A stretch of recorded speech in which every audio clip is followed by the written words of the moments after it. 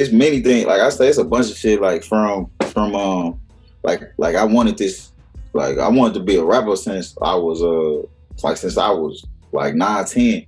Like I remember I asked, you know what I'm saying, I was born in Virginia, but I moved to St. Louis at like 2 years old. So I was raised here. I remember I was like 10, 11 and just vibing out the diplomatic immunity too so hard that I asked my mama, could we move to Harlem type shit? You know what I'm saying? Like that's just how much I just wanted to be in the culture and just, I love hip hop culture type shit since I was little.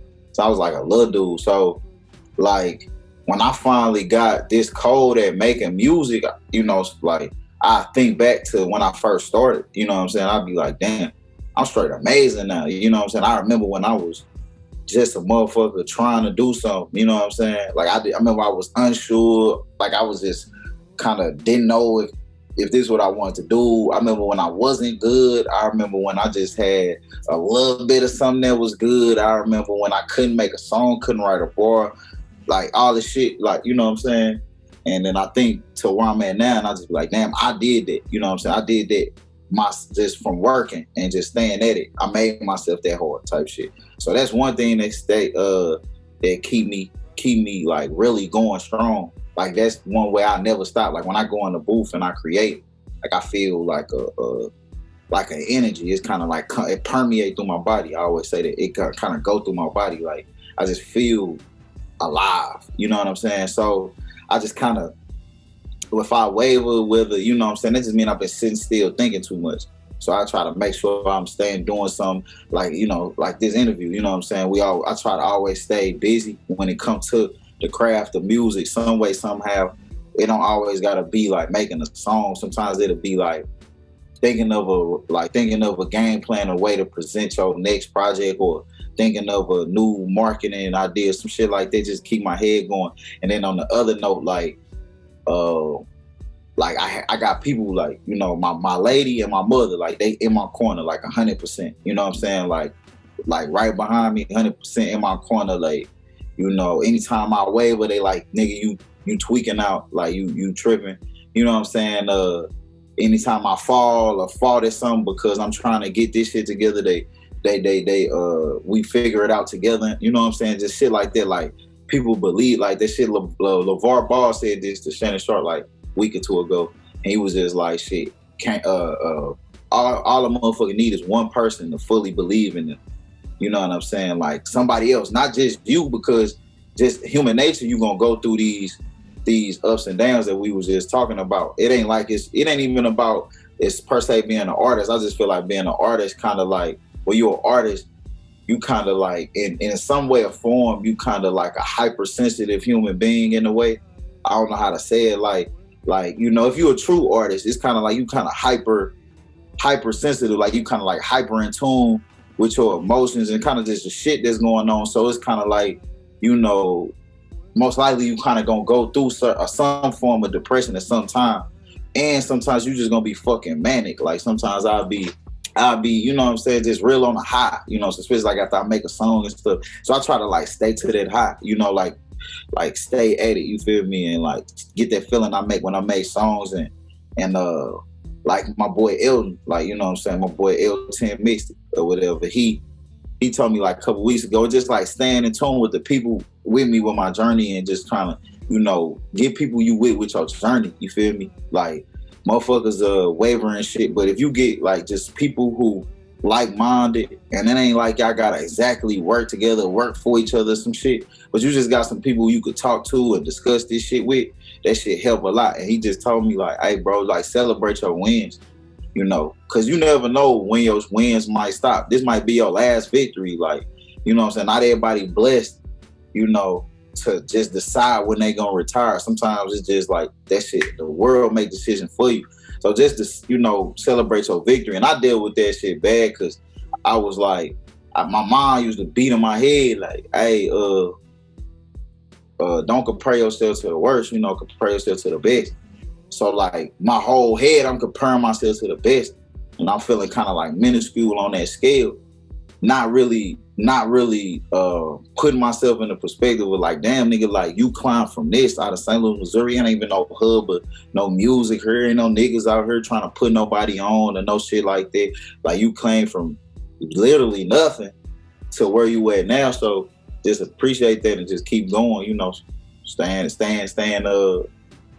like headstrong and just being overly positive. That's kind of what I'm on right now. Like I'm like just overly positive. Like I'm done saying, I told my peoples, like I'm done saying life hard, like life easy. Like life easy. I get what I want. I get what I need. I'm gonna do what I want. I'm gonna do what I need to, and I'm gonna make it happen. Like all positive vibes, all proactive vibes. You know what I'm saying? Just all that. You know, it's all like a balance.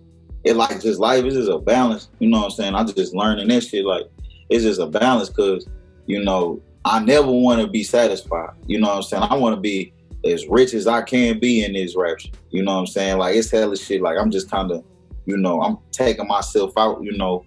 The mindset that I was in like a couple years ago. Like I feel like that shit was, I'm balling that shit up and throwing it out the window type shit. You know what I'm saying?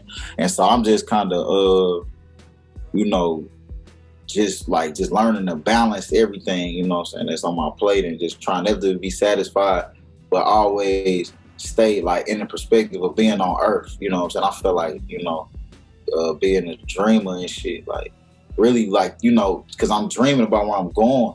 You know what I'm saying? But it ain't happened yet. But in real life, the shit that happened is amazing. You know, so just kind of like finding a balance of everything, you know what I'm saying? Because they say it ain't having too much of something always bad. So I just be trying to balance this shit, you know? Yeah, like low key, that's funny you ask that question because like that was how that story came about. I was recording in my phone. But like, you know, just rapping, just kind of like, and for real, when I think back, it was just like I was kind of sounding like I was kind of like sounding, I don't know how to say it, but I just sounded just more like I was just more energy. I wasn't even saying shit. So me, the partner my partner who ended up going through my phone or whatever, when, you know, the one who told me like, hey man, that shit kind of hard. Low key, me and him, like that's my partner Trae, you feel me? My partner Trae or whatever. Like that's my brother, like to this day type shit. Like I was just rapping with him an hour or two ago. But like nigga, me and him like really kind of like, dude, we became cool to the capacity we was. We like teenagers off of just fucking with Lil Wayne and the Diplomats. Just really our love for the rap, for like rap music in general type shit. So like we vibing to this when the Drought 3 out, and my partner, my next door neighbor, he like lived two houses down. He had some little equipment. Like I swear to God, you had to put like to record, you had to put the headset on, and it like the mic like thing that get attached to the headset. That's how it was. It was like the mic was the headset, and we freestyle. Me and bro freestyle over damn near like 13 Drought 3 beats type shit. Like, you know what I'm saying? And so I just remember like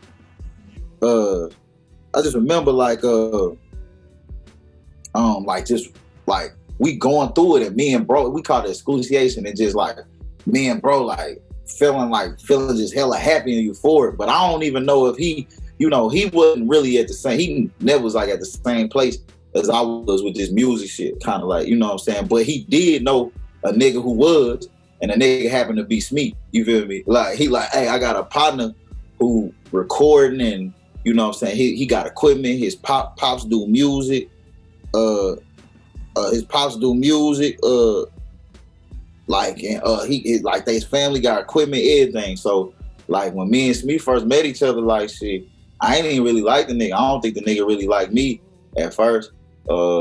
Shit, I remember we had some little battle on like the bus. Him and this other nigga was like battling me. I don't know how I ended up like 2 against 1, but they ripped my ass to shreds type shit on me. And like, but I'm glad that happened too, cause you know, like I wasn't used to rapping in front of people, dude. They was already used to that shit. So like, I just remember like that was kind of like toward the end of the year. I think it was like junior year or like junior year. And I remember sophomore year. And I remember I came back junior year, and I was just revamped, refreshed. Like I had just like spent the whole summer like writing raps and shit. Like I was just writing raps all summer. Like the whole summer I wrote raps. I had some grand scheme. Like I'm finna make an album at 15 and send it up, package it up somehow with some type of money and send it to A&Rs and shit. Like, I don't know. I thought that I was gonna get on because I was like a teenager and shit. Like, you know what I'm saying? But yeah, like, you know, that shit do take me back. You know what I'm saying? Straight up.